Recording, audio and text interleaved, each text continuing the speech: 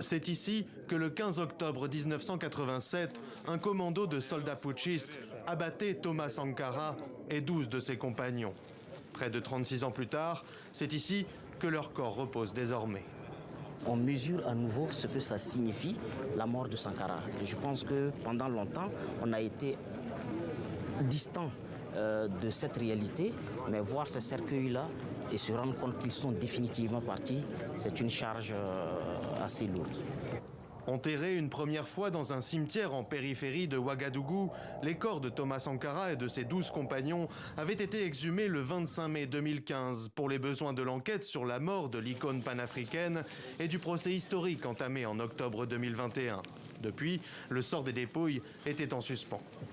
C'est un combat de plusieurs années qui est en train d'être gagné. La réanimation des rêves du président Thomas Sankara dans cet endroit-là montre que c'est à partir de là encore qu'il va renaître. Pour cette cérémonie, interdite au public, les autorités étaient représentées par plusieurs responsables du gouvernement, dont le Premier ministre burkinabé.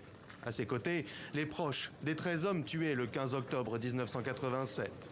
Même si la veuve et les 2 enfants de Thomas Sankara désapprouvent le lieu de l'assassinat comme sépulture, certains membres de sa famille étaient présents, tout comme l'unique rescapé de ce funeste jour du coup d'État.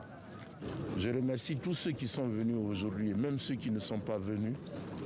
Demain va se charger de les faire venir. Si eux ne viennent pas, leurs enfants vont venir ou leurs arrière-petits-fils vont venir. Nous avons fait notre part de chemin, toutes nos prières à eux, qu'ils reposent en paix, que le Burkina retrouve la paix. D'après le gouvernement burkinabé, une cérémonie nationale et internationale d'hommage aux victimes sera organisée le 15 octobre prochain pour honorer leur mémoire.